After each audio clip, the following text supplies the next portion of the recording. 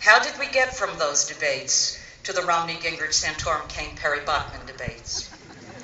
Because of what you know about history, you are likely to think about that, and to know that things do not have to be the way they are. You are well equipped to address some very basic questions about our political system. We generally describe our form of government as a democracy, and indeed, in terms of our formal institutions, it is a representative democracy with a balance of power among a legislature, executive, and judiciary. But those of you who have taken a political science course, let's say with Professor Lamont Colucci, for example, have learned about other forms of government, including aristocracy, oligarchy, plutocracy, and with these definitions in mind, you can give a closer examination to various aspects of our current form of government. In general, you do not have to take at face value any of the messages that bombard us from any direction constantly. One of the most useful tools you have acquired here at Ripon is what one distinguished scholar calls a well-functioning bullshit meter. This particular distinguished scholar has just published a very compelling book about the current state of our colleges. His name is Andrew Del Banco, and his book is entitled College, What It Was, Is, and Should Be. Let me quote him again, this time from a recent interview on another major contribution college will make to your future life. A good college fosters, this is a quote, an atmosphere of public spiritedness.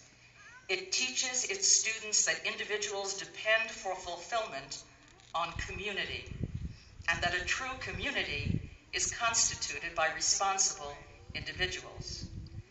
You have had the opportunity to experience how a good college fosters civic commitment. Some of you have studied with Professor Brian Smith and have engaged in special field projects under his supervision.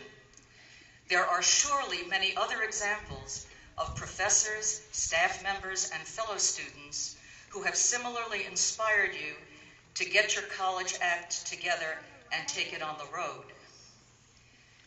This dimension of the liberal arts college experience is all the more important, since these are times when civic virtue has been in decline, and we are often told that we ought to be able to manage on our own.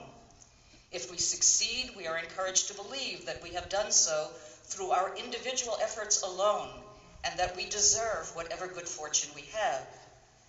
But as Mark Twain pointed out, a self-made man is as likely as a self-laid egg. When we thrive, when we succeed, we also always owe to family and friends, and certainly to the institutions that have provided the contexts for our activities. To be sure, this might not be the ideal time for you all to be thinking about what you owe.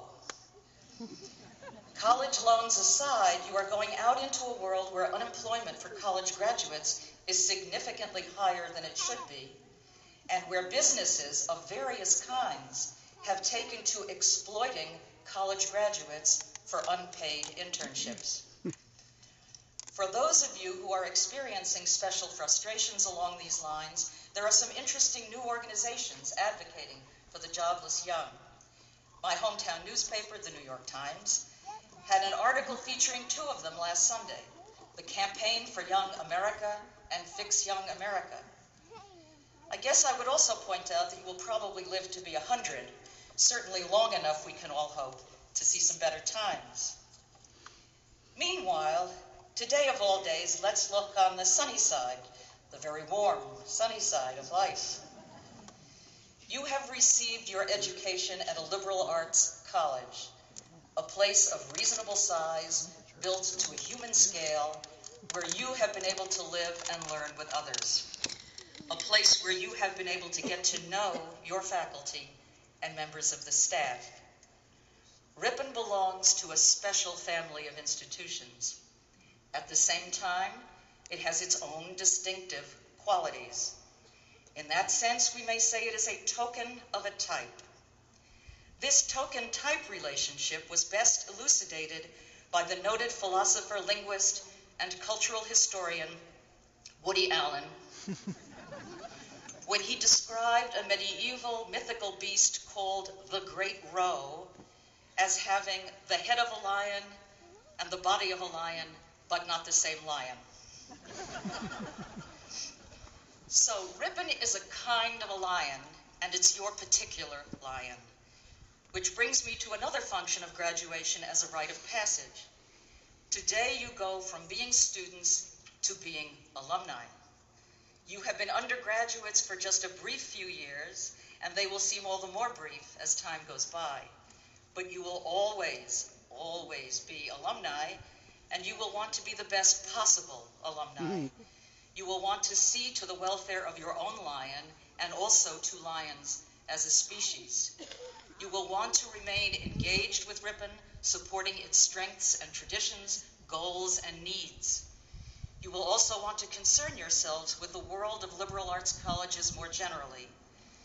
These unique and uniquely valuable institutions face some major challenges if they are to maintain their distinctive advantages while evolving a workable financial model and adapting to major changes in such areas as information technology.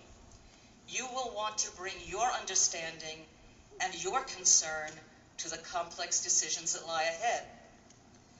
Finally, and this may be one of those times when finally is the most welcome word in the English language.